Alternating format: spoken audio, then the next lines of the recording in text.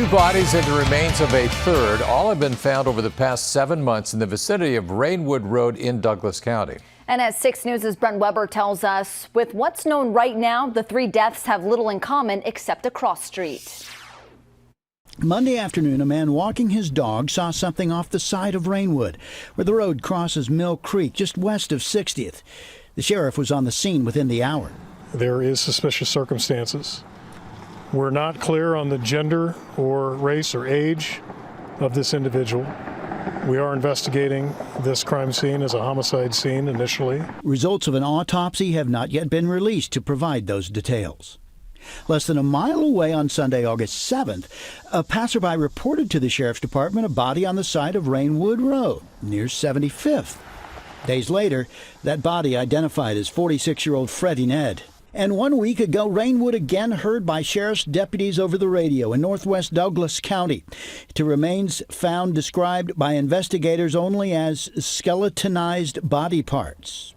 Rainwood and 216th. One cross street, 3 deaths under unusual circumstances but worlds apart. Here's the geography. The 2 homicides east of Lake Cunningham near some of the county's most prominent ranches. To get from there to the unknown remains, you'd need to drive around the lake some 16 miles of country roads. We're told by investigators they don't see a connection. We're still waiting for details of a forensic investigation into skeletal remains found by some children playing in a field here off 216th a week ago. And that's what locals tell us. 216th, not Rainwood. A mile or so from that scene, many in the Ponderosa's Taco Tuesday crowd dismissed ideas of any connection, but not everybody. For it all to be happening on Rainwood Road is just, it's scary to think about it.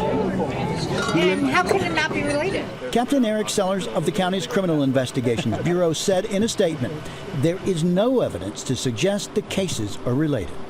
On your side in Douglas County, Brent Weber, 6 News.